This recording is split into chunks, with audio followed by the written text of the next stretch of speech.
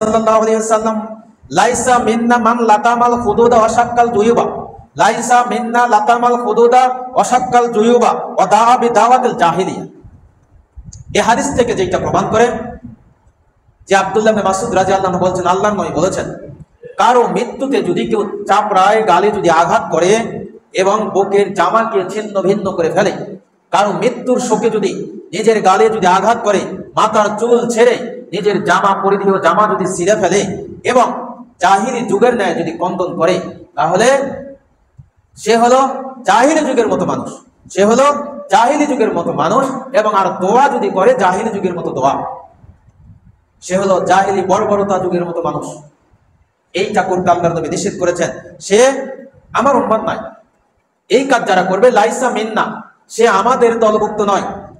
তিনটি কাজ, কারো মৃত্যুর শোকে যদি কেউ নিজের গালে আঘাত করে